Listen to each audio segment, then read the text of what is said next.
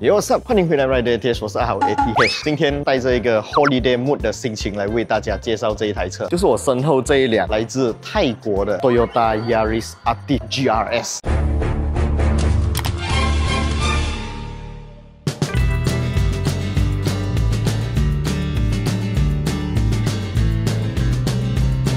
公路上的真理就是，如果你的车上有安装行车记录器，在发生碰撞或者遇到有人碰瓷的时候啊，只要你没有犯错，你又有拍摄下来，你就是真理。今天就要为大家介绍一款来自70迈的 A800 SE， 它的前置镜头解析度是3840×2160 30 frame per second， 而且它的后置镜头啊是一个1080p Full HD 镜头啊，是用超级电容电池，它是可以承受超过50万次的充放电循环啊。除此之外，它支援高达512GB 的 memory card 啊，它也是有 built-in GPS 功能，你可以在你的画面上面看到，这个 GPS 显示的这个维度啊。再来就是它有先进的 ADAS 系统，前车走掉了过后，它会提醒你道路偏移警示啊、紧急碰撞录制啊，这些功能呢，通通都包含在里面。看完那么好看的产品，大家都可以点击影片左下角这里过去查看价钱啦。那现在就让我们回到今天的主题内容啦 ，Let's go！ 这台车呢，其实就是马来西亚现在卖着的 Toyota Vios 第4代啊，也就是跟我的那一台 Toyota Vios 同款车型。不过在泰国方面，配置啊，还有 body kit 方面都有很多不一样的地方。那这一台车呢，我们在外观方面可以看到，它用上了 GRS 的套件啊。GRS 的套件在马来西亚目前是还没有，也不确定马来西亚会不会开卖这一台 GRS 版本的第4代 Vios。不过我觉得啦，在马来西亚开卖的这个几率是很大的。套件方面很容易达成。那引擎动力配置方面有没有办法也把泰国版本的带到马来西亚呢？那个就真的是一个未知数了。因为目前马来西亚历代的 Toyota Vios 都没有卖过 Hybrid 版本的 Toyota Vios， 所以 Hybrid 版本的第4代 Vios 会不会进到马来西亚？我蛮期待的，也很希望 Toyota Malaysia 可以把这台车带进 Malaysia。然后这台车你们没有听错，刚刚我有提到一个重点关键字哦，就是 Hybrid。等下我们再来聊一下它的 Hybrid。我们先从最表层的东西来聊起，就是这台车的外观。大家都知道我是 Toyota Vios 的车主嘛，所以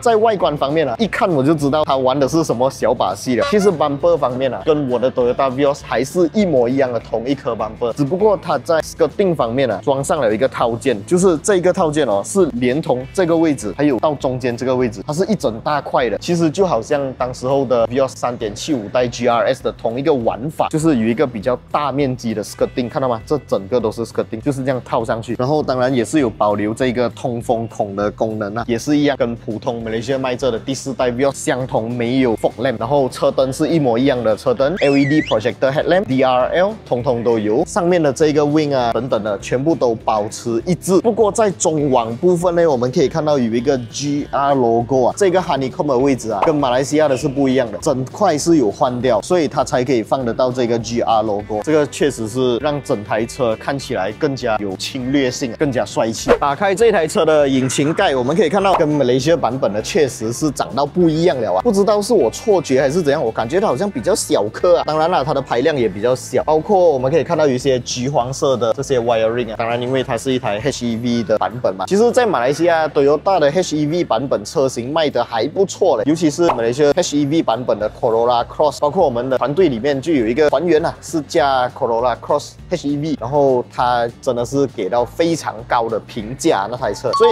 可见马来西亚的 Toyota 在 HEV 方面经济效应方面的省油啊、油耗啊、舒适度方面做到都不错的，就缺了一台少过10万的 HEV 车型啊。因为目前其实以竞争对手来讲的话 ，HEV 车型少过10万已经有了，不过是 SUV。那如果有一台 Sedan， 像是这一台 Toyota Vios 第4代，它的 HEV 版本如果在马来西亚开卖可以少过10万马币的话，哇，我相信这台车应该会大卖，说不定很快马来西亚的这个汽油即将起价啦。如果起价了的话，大家都会想要有一台更加省油的车，那又跨不去下一步要去买什么 EV 车啊，很多人是跨不出去的。HEV 将会是一个非常好的选择。每次啊出国，我都觉得不管是任何一个国家啦，他们的车不管在配置方面还是车型方面，都比马来西亚来的更加丰富啊。这一点确实马来西亚还要再多多加油啦。车顶方面呢 ，GRS 版本就是黑色车顶了。像我自己一开始就去把我的第4代 Vios wrap 成黑色车顶，对吗？这个你买回去啊，原本就给你黑色车顶啊，不需要多花钱啊。然后车镜方面，我们可以看到泰国版本的原厂就已经有粘好隔热膜了，而且它的隔热膜的这个颜色还算是蛮深的。在马来西亚也是会有啦，原厂隔热膜，可是颜色没有这样深，整体看起来没有这样帅。然后当然在大镜上面可以看到有2颗镜头啊，这台车呢跟马来西亚版本一样有这个 ADAS 的功能啊，但是我自己个人使用下来，其实 Toyota Vios 第4代的 ADAS 跟我的 Myvi 3.5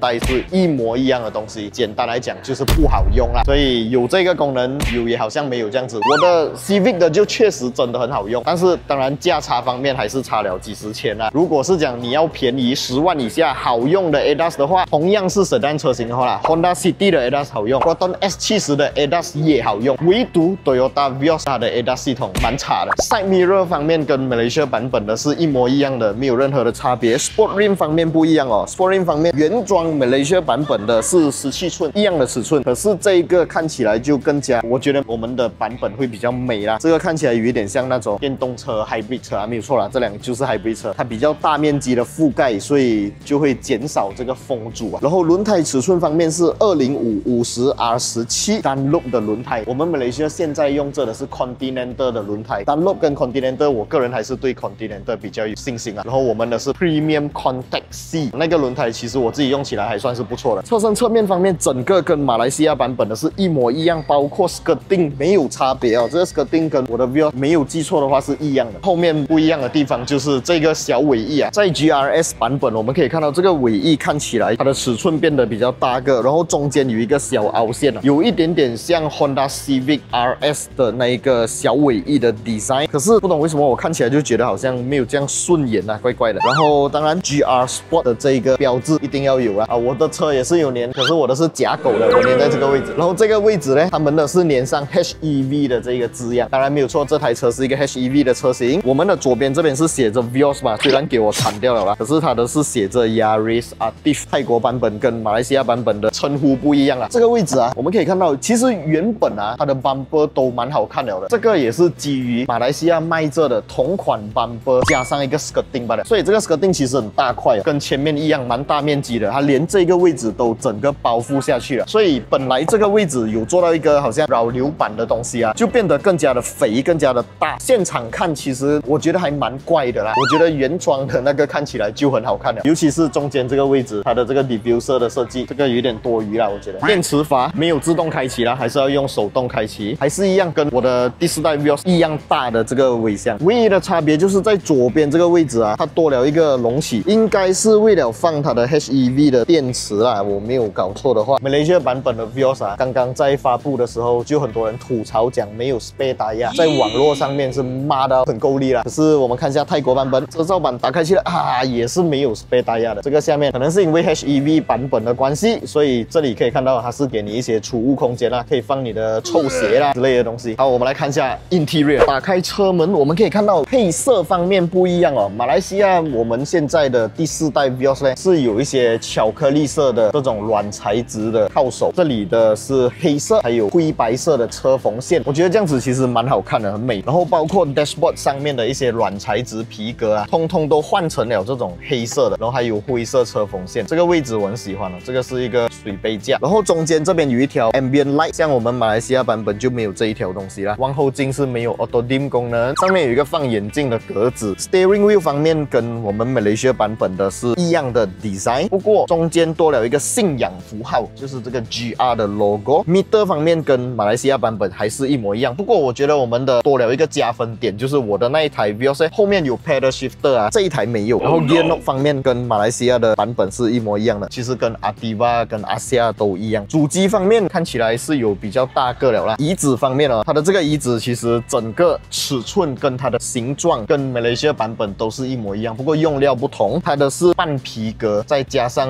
一点点板皮布料这样子。然后当然头枕方面有一个 GR 信仰 logo， 所以这台车跟马来西亚版本的 1.5NA 比起来，动力方面有了这个 GR logo 是不是也有加强呢？确实是有加强，虽然它只是一个 1.2 L 的小 CC 引擎，不过它搭配了这个马达有辅助这个动力输出啊，所以综合动力表现是比马来西亚目前卖着的 1.5 L NA 的 Vios 来的更加强少少，真的非常的少那种。在字面上啊，你可能看到有一些数字上的差距啊，但是实际体验起来，我相信不会有太大的差别，最多只是在0-100起步的时候，有马达辅助的时候，那个时候才有稍微不一样一点点。上了高速，我觉得差不多一样。然后 A 柱方面，我们可以看到它有 Pioneer 的 speaker， 哇，这个在马来西亚就没有了啦。然后全黑的车顶也是非常漂亮。后座方面，我们来看一下，这个后座还是跟马来西亚的 Vios 一模一样啊，没有任何的差别。椅子的包覆性啊、椅垫长度啊等等，通通都一样。我很喜欢 Vios 的一点就是它有这个水杯架啦，然后后座还有这个冷气出风口啦。虽然它没有的调节风速跟温度，但是有好过没有啦。我觉得它的后座有一个地方确实是没有那么的好用啦，有一点点小小扣分的，就是它没有 armrest。好像我的 Vios 呢，中间也是没有 armrest， 这个椅背啊是没有办法倾倒的，所以你不能做什么6-4分离啦，甚至连 Saga 都可以做到整片躺下来，Vios 都没有办法做到。不管是泰国版本还是马来西亚版本都没有这一个 features 的。我确实是曾经有想要载长的东西啊，载不到，我没有办法把我的椅子放躺，所以就没有办法载长的东西。不要讲那种比较贵的车，我们讲比较便宜的车 ，Saga 它的后背椅子可以倾倒，这样至少你可以放比较长的东西，比较矮的楼梯啊、橱柜啊等等的都可以从后厢穿到后座来吧。但是 Vios 没有这一项功能，所以 Toyota Vios 这台车在马来西亚会不会发布这个1.2 Liter HEV， 然后又是有 GRS 套件的版本呢？这个我不确定，但是我个人非常期待，因为如果马来西亚有发布的话，说不定在 Toyota 官方你也可以买到相同的套件安装上你的车。如果官方没有的话，也有可能在一些 third party body kit 的一些制造商，他们可能会做出 GRS 版本的 body kit， 这样 Malaysia 的车主呢就有福了啦。那 suspension 方面呢，在马来西亚3.75代的 Toyota Vios 是有把 suspension 换掉啦，然后在这里的泰国版本方面，我觉得应该是跟普通版的一样吧，这个我不太确定。然后变速箱方面，在3.75代的 Vios GRS Malaysia 版本是有模拟时速的变速箱档号，在泰国版本也不确定有没有这个模拟时速啦。希望马来西亚有朝一日可以把这台车带给我们。OK， 今天这一集影片大概就先讲到这里。喜欢我们的影片，不要忘记订阅、按赞，还有分享出去，小铃铛要给它嘟下去。我是阿豪 ATS， 我们下一部影片再见了 ，Goodbye。Real stats, real speed, real grip on the line.